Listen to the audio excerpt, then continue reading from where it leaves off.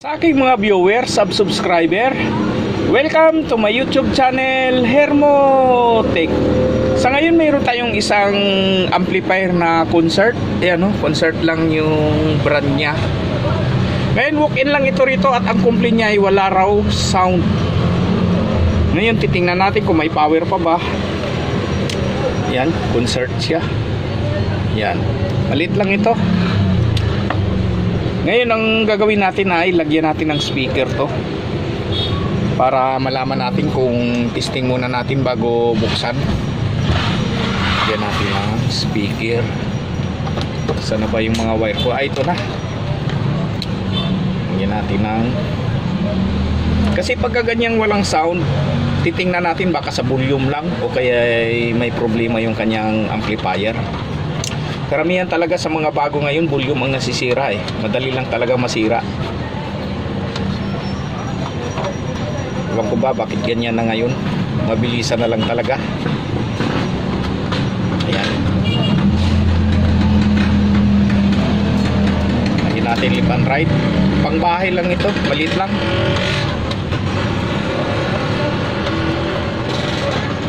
Noong araw mahal yung mga amplifier, kaya karamihan ng ginagamit noong araw nag-a-assemble lang ng booster pa noong araw. Hindi ko makalimutan yun eh.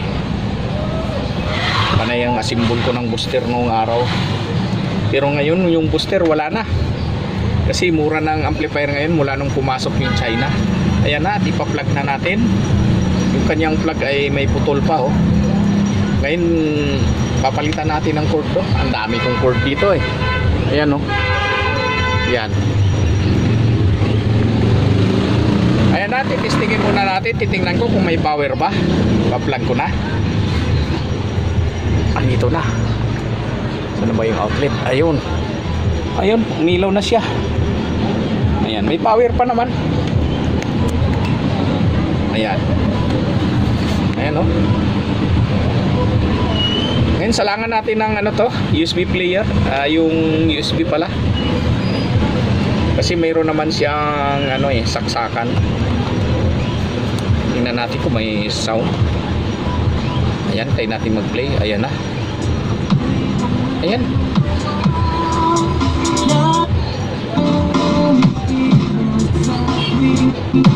Ayan oh. May problema nga yung volume niya. Garalgal eh. Ngayon i-check natin yung speaker niya kung wala kasing balance dito eh. Ayun, mayroon pala. Wala na rin yung kabila eh. Yung kabilang channel lang ang mayroon eh. Pero palitan na natin to, pati itong sa mga mic niya. Sigurado may problema na yan eh. Ayan lang, at bubuksan na natin to. Karamihan talaga sa mga amplifier ngayon, ganyan na talagang sira. Yung mga volume niya hindi maganda. Mabilisan lang talaga kasi mura lang eh. Ay nung araw mahal ang amplifier eh. Kaya karamihan noon assemble eh. Assemble yung ginagamit. Yun nga, yung sinasabi ko, yung booster na yon. Saka karamihan noong araw ginagamit FM lang eh. Kasi ang FM noong araw wala siyang commercial, puro music. Di kagaya ngayon, puro commercial na eh. Puro music noong araw ang FM eh. Pag nilagay mo, natatandaan ko ang ginagamit ko noong IC, yung 214Q AN teka AN 214Q. Yan ang magandang klaseng pang drive sa booster eh.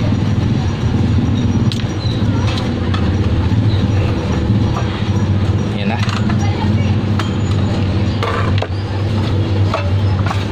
Ayan na, nabuksan na natin.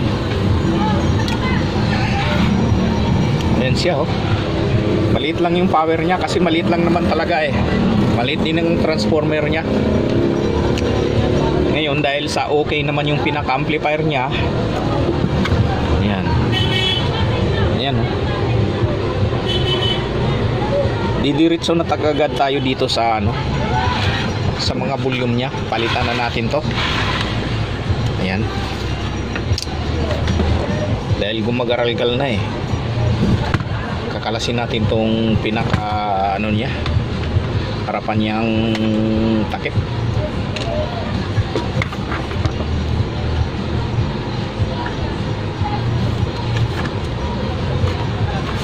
Ayan na.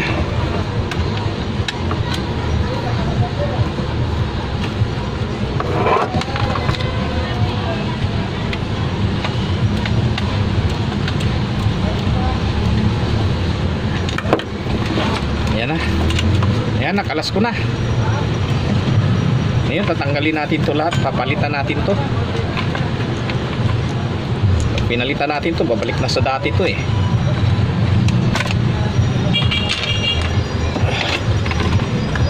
Yan.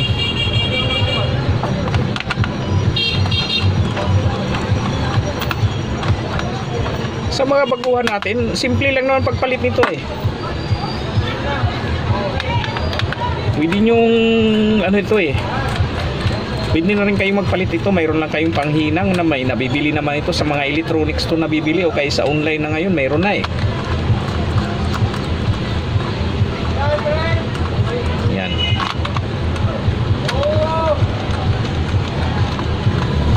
Palitan na natin lahat to.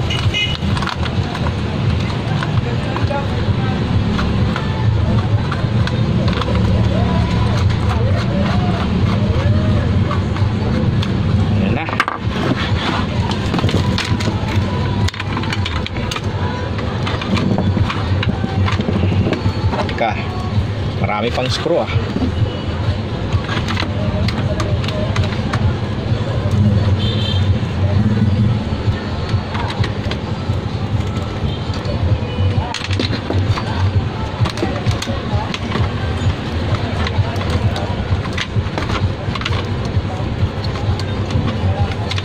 Ayan na. Ayan na oh. Tanggalin natin to. Yung balance hindi na natin palitan, hindi naman masyadong ginagamit to eh. Yan na, isaksak ko lang muna yung panghinang ko.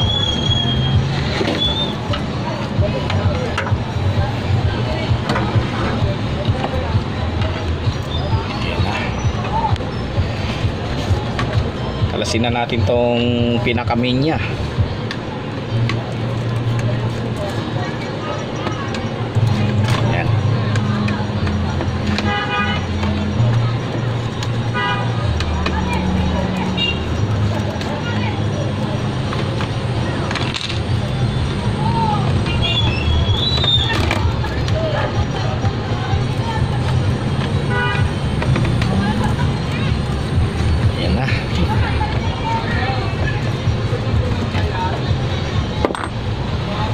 Nung araw kahit ganito kaliit na amplifier, mahal din to eh.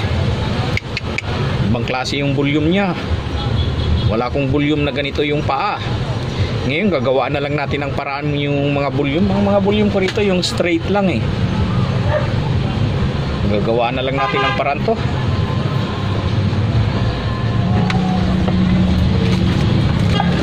Ito, marami ako rito. Kasi sabay-sabay ako pag bumili. Yan. Straight yung mga paa nga lang. Ito pabaluktot eh. Gawa natin ang paraan yan. Ayan at umpisa na nating tanggalin to. Nahin muna natin tong ano nya, tone control nya, bass, tsaka treble, tsaka mic. Yan. Ito ba yung aking panghinang?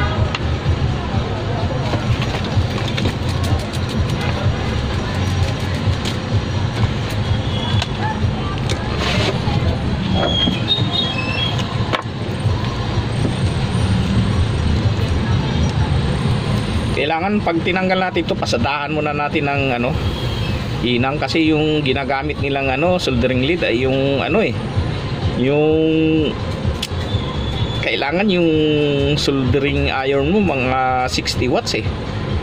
Yung mataas ang ano niya, yung init niya.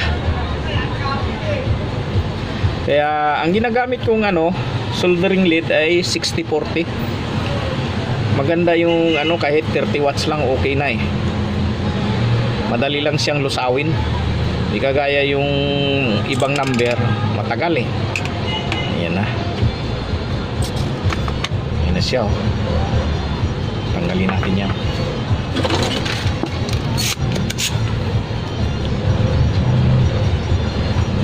Isa na yung aking pump na isa, mahina to eh.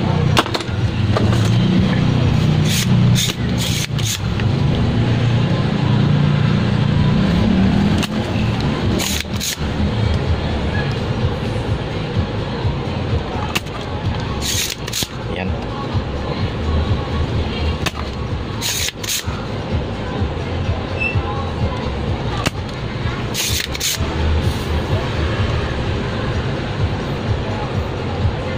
Yung board na ginamit yung kabilaan yung circuit eh. Ayan oh, circuit dito, circuit din sa kabila. Ayan oh, computerized na ito eh. Yung mga resistor nya oh, computerized na ito eh. Maganda nga ito, hindi kinakalawang. Yung mga resistor kasi ngayon makalawang na eh. Mabuti ito. Ayan oh. Kaya lang pagka nasira yan, wala na. Ang hirap gawin eh. Kasi masyadong maliliit yung mga resistor nya. Yung digital type. Ayan. Ito lang naman lagi ang nasisira sa mga amplifier eh.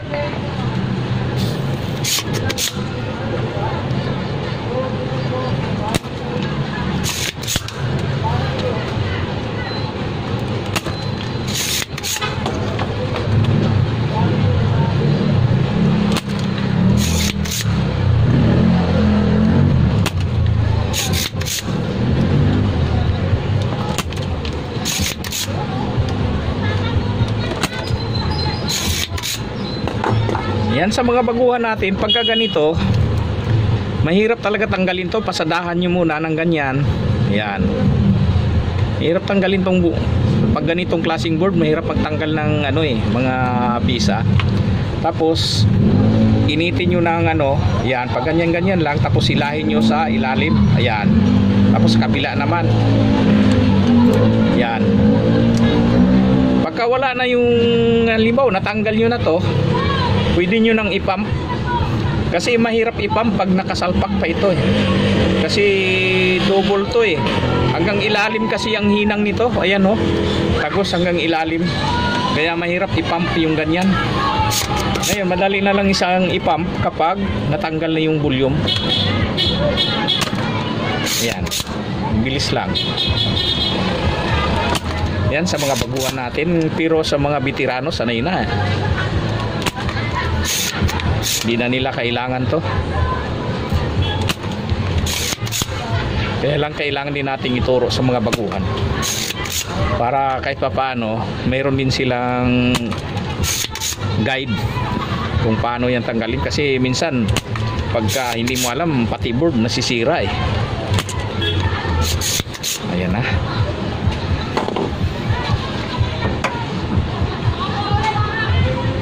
Ayan na. Ito na, papalitan na natin.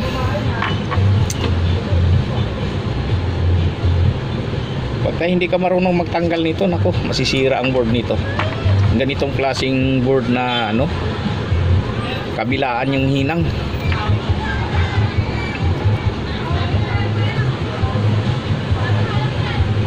Kailangan diskarte lang.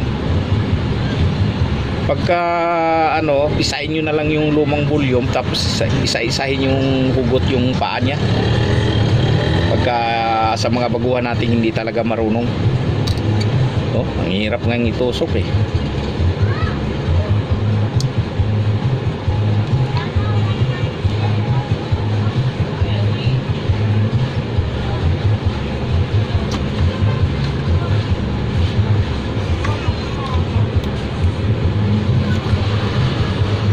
Maliliit kasi yung butas niya eh.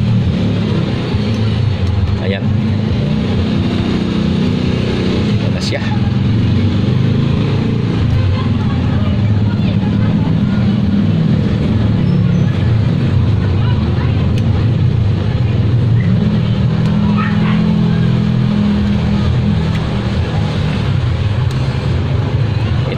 balance, hindi na natin to papalitan.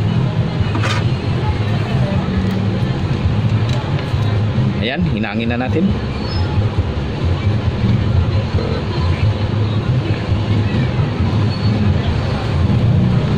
Ayan. Ganun lang sa mga baguhan natin. Pasadahan nyo muna ng lead kung mayroon naman kayong 60 watts na soldering iron, okay lang naman kahit idiretso nyo na. Kasi yung ginamit kasi nila ritong lead, mataas yung niya temperature.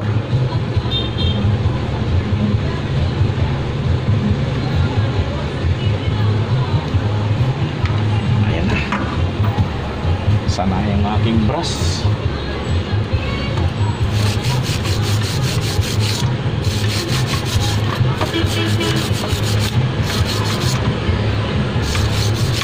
Ayan na siya. Ngayon ang susunod natin gagawin ay itong volume naman. Ang pwede natin gawin dito ay cut na lang natin to. Cut natin to para dito din tayo magdugtong mamaya, kasi yung ating volume na ipapalit ay ganitong klase na straight siya hindi yung pag ganun. Ngayon yan, pwede yan, putulin na lang natin yan. Maghanap ako ng lagari. Alisin muna natin to. Yan. Alisin natin yung kanyang ribbon wire. Saan yung lagari ko rito? Yun. Garihin natin.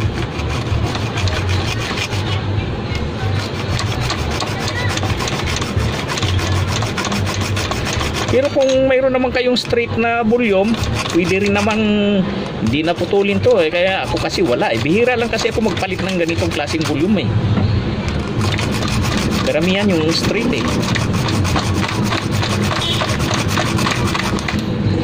Ayan, medyo matigas din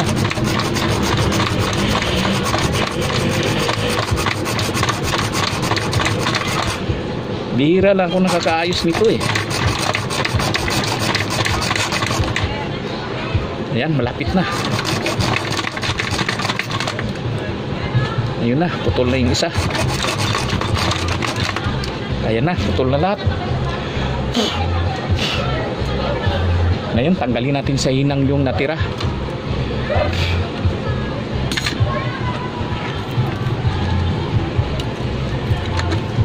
Sadahan uli natin ang lead para lumambot. Ito yung kanyang pinaka base. Ayan, unahin natin yung pinaka base nya. Habang iniinit natin ito, ipiga nyo nung papunta rito para matanggal na siya, kasi pag pinump nyo yan mahirap ipump yung ganito double hanggang kabila yung hinang nya Ayan, natanggal na agad Sunod ito namang tatlo. Yan, ilipat-lipat lang natin pag init. Ayan, tanggal na agad Yan. Ngayon, saka natin ipump to. Teka.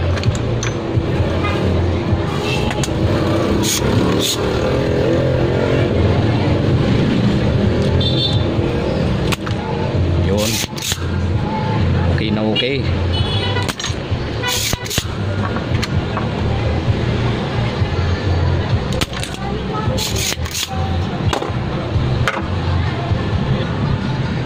Ayan na, napalitan ko na.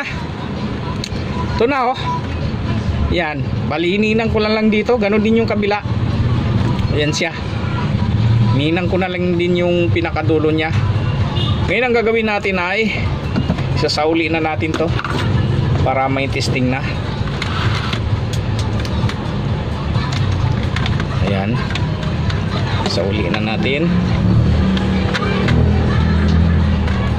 Yan lang ang sira niyan mga 1 taon uli ito bago masira. Yan. Kagaya nung araw yung volume talagang pang matagalan. Kahit hindi ginagamit, naka-stack lang, nasisira yung volume eh. Sana yung aking socket, yung ating panghigpit. Ayun.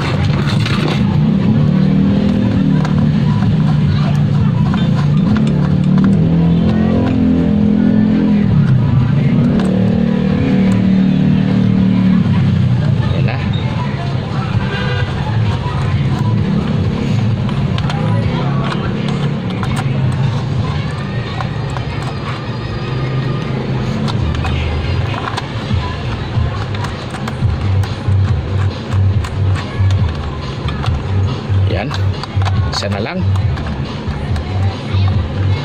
Tapos sunod natin yung pinaka-volume nya.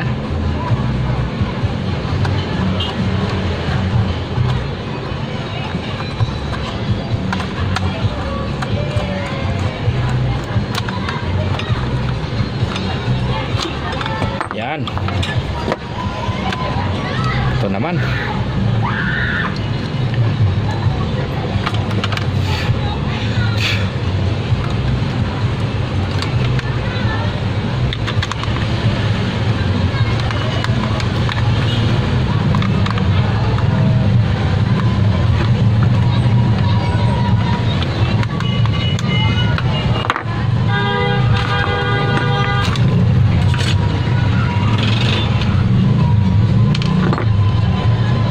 Ko lang yung bolt.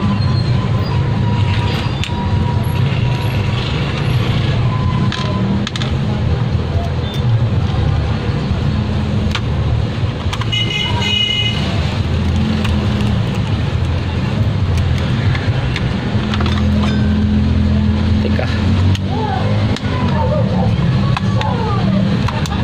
malayo ah, dito mapat ah.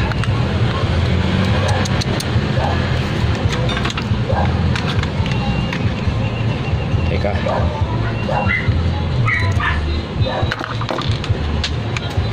bitin yan. Yan na.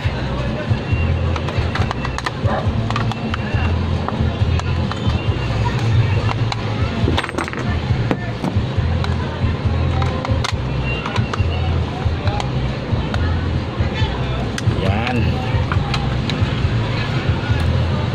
Sinimbol niya.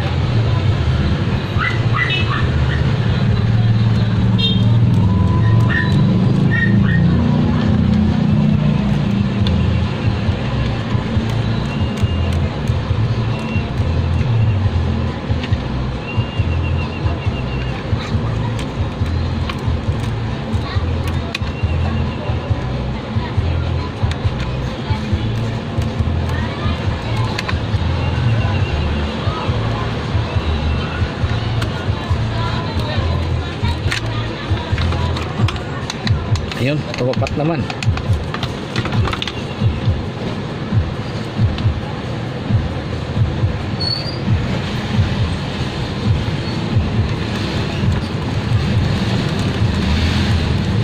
Ayan, malapit na.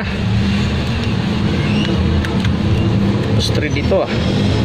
Palitan natin mahaba.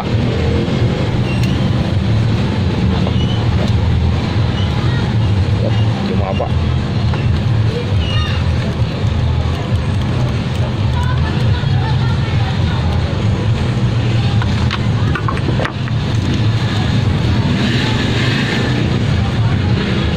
Nako, hindi pala natin ilagay ito. Dudukutin na lang natin.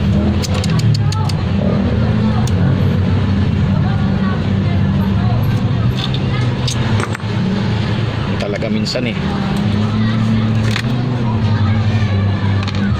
Yan, tanggal ulit tayo. Yan.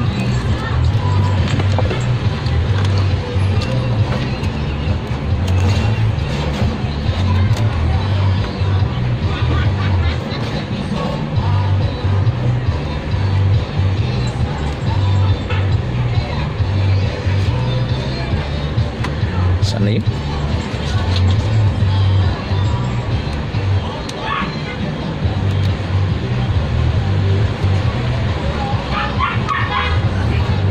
Ayan na. Masok na.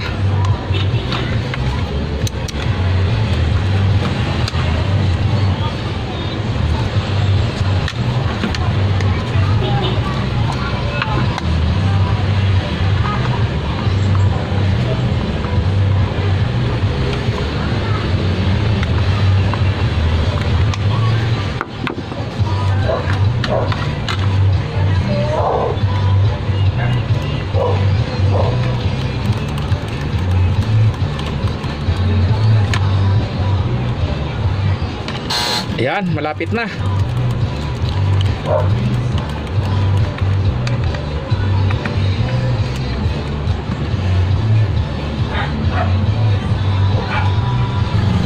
Ayan na. Naisalpak ko na. Ngayon ibalik na natin yung mga knob niya. Teka. Ito para sa ilaw to eh. Saan yung sakit ko? Yun. Para may testing na natin. Simple lang gawin yung mga ganito kaysa yung component. Hirap talaga yung component. Kaya karamihan yung component inaayawan sa siyap eh. Kasi matagal talaga, baklas pa lang matagal. Saka kung hindi ka maingat, maring masira pa. Kaya ako ingat-ingat ako pag nagbaklas ng mga component. Silan kasi yun eh.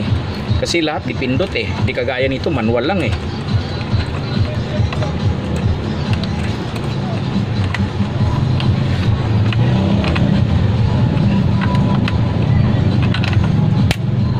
Ayan.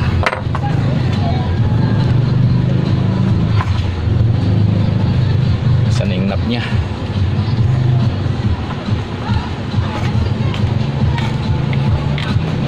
Bakit matigas ah?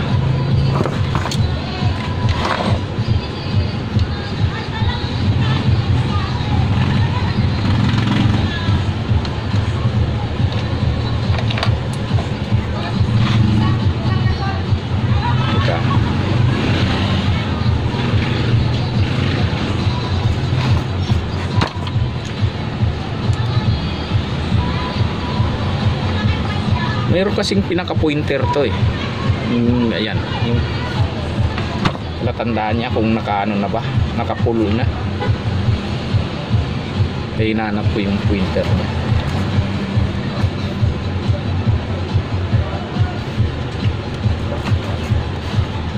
Tingnan natin to, bakit matigas.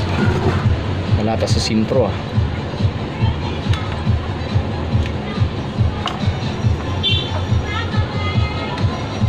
Ayusin nyo natin po.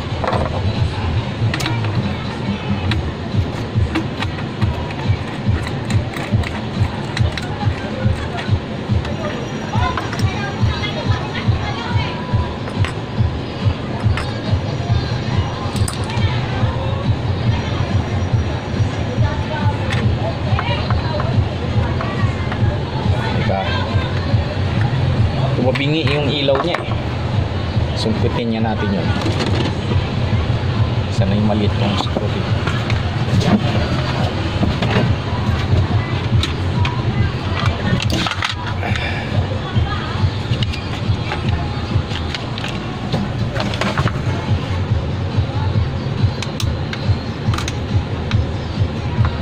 Ayan na.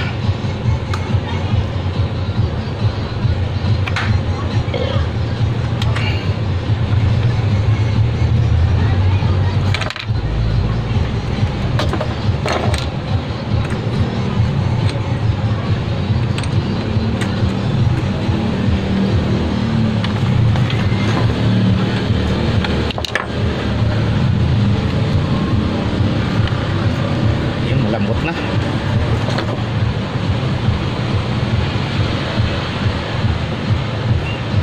Ayan, hindi tumapat sa pointer niya. Ayan. Ayan na siya. Ayan, titesting na natin. Teka, papalitan niya pala natin tong cordon niya. Ayan o, mapuputol na eh. Teka, maghanap muna ako ng cord. Ayan na. Napalitan ko na yung kanyang cord. Ayan na. Wala na siyang dugtong. Ayan. Pa-plug na natin. Ayan. Power on ko. Ayan. Saan na yung aking USB? Ayan.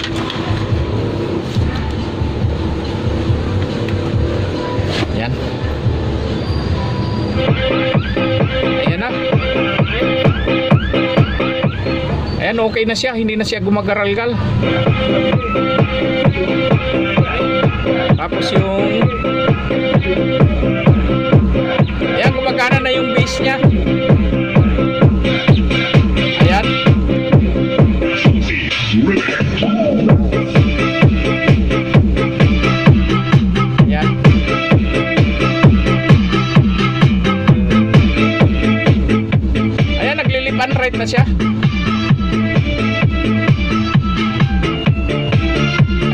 okay na. Ngayon yung mic naman, subukan natin kung okay na ba yung mic nya. Ayan.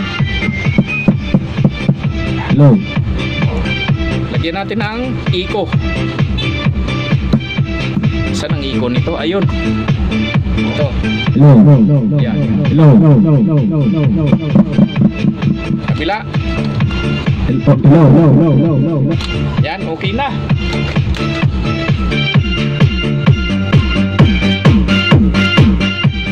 Eh, kahit maliit lang, okay na. Malakas naman ah.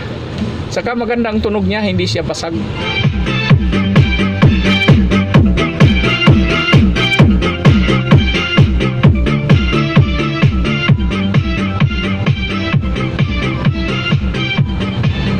Ayan lang at maraming salamat sa inyong panonood, and please like, share, and subscribe to my YouTube channel for more upcoming video. Thank you.